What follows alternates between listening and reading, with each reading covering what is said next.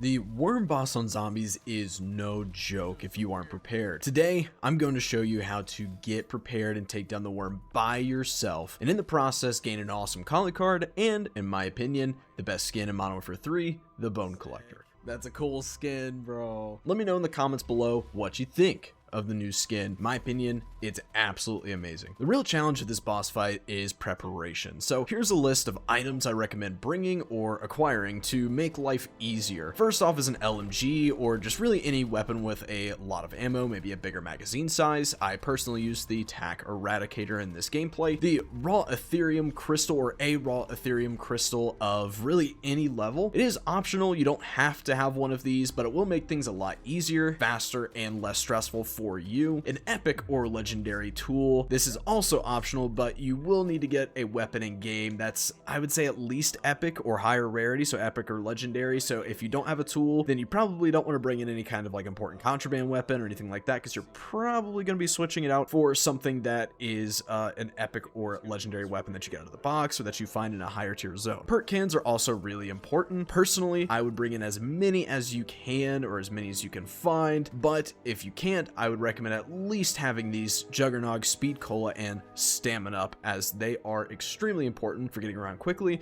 reloading quickly, and having some extra health. This should be obvious by now if you are in Act 3 about to fight the boss of zombies that we have right now, but you will need a 3-plate vest, a large backpack, and it is optional, but a sentry turret would also be really helpful, as it can help take down zombies and do damage to the boss a little bit at a time. If you've made it to the final mission of zombies, these items shouldn't be too big of a deal, and you probably have them already. I want to note that you should bring more perks because you have a limited amount of time to get to the worm before the storm comes, and we need that time to get our LMG to at least Pack-a-Punch level 2, and we need the money for the same thing and other things that would be coming down the line. So if you do need a perk, follow the guide in the description down below to get them for free. It's a video that I made. It shows every single perk except Elemental Pop and how to get them for free in zombies. I also want to add that your secondary can be basically whatever you want. I personally brought the Wonderwaff from my acquisition so that I could use it for zombie control in the boss area to take down larger groups and to buy myself some time. Now let's get into the real strategy on how to deal with the worm. First off, grab your items, spawn in,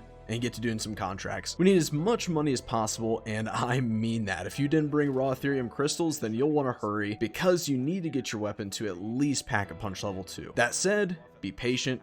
Take your time to ensure that you do things correctly. We do not want you going down. As you do contracts, you should be able to acquire self-revive kits as well, so take at least an extra with you. Having more than just an extra can also be useful if you have the backpack space to carry one, so always nice to have just a little bit of extra life insurance. Now that you've done a ton of contracts, get your weapon to Pack-a-Punch level 2. Depending on your situation, you might have time to get to Pack-a-Punch level 3, and that would honestly be ideal. So if you still have time, do more contracts. Get as much money as you can. That money will be useful later during the boss fight, as there is a buy station there. Take the time before you exfil to the boss area to grab at least 10 armor plates. The more the merrier. I think I took in around maybe like 14 when I went, so it will be really nice if you could have 14 or more, but just a little bit of extra security, especially since we're going to be facing mercenaries right off the bat. And if you have some extra pocket change, grab a sentry. It is very useful during the boss fight. Assuming you have at least 10 armor plates, a 2 to 3 level Pack-a-Punch weapon, a decent amount of money, a weapon with a large magazine, a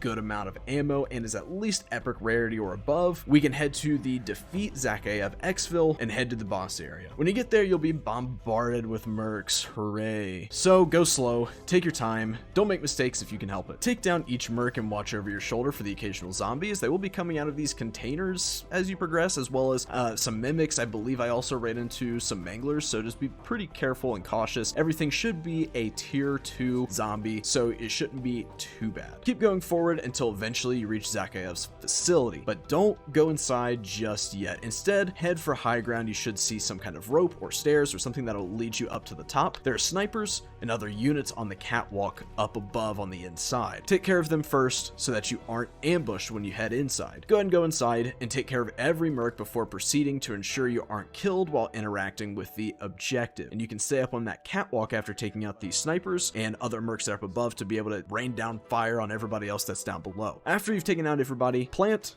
and run. Head for the neutralizer. Mercs and zombies will be there to greet you. Again, go slow, take down most of the units, and attack the chopper that starts heading for you. Lay some rounds into it, before you know it, Mr. Worm himself will pop up to destroy the chopper. Thanks, Wormy. Now, the fun begins. You should have a building there with the buy station inside. Use that to replenish armor plates as needed. Avoid being outside as much as possible. Shoot the glowing sides of the worm as much as you can, as that is his critical spot, and there'll be multiple spots that you can hit. They'll eventually blow up, so you'll have to move to a different spot if you're going to want to continue doing critical damage to him. The worm itself has about 3 attacks, really. One where he shoots a laser at you that will take nearly all of your armor, a ground attack that virtually does a little bit more damage, and another move where he goes underground and pops back up. Avoid those to the best of your ability, but you probably will be hit, so just make sure to armor back up, and you got those self-revive kits to fall back on if you need them. Just make sure to keep attacking his glowing sides, and just be watching out for the cues of when he's going to attack. While fighting the worm, zombies will be coming after you, so keep looking over your shoulder every now and then, and take them out as needed. That's why I still would recommend the Wunderwaffe, as we do have that acquisition now. If you're at this point in the story, you will have the Wunderwaffe acquisition.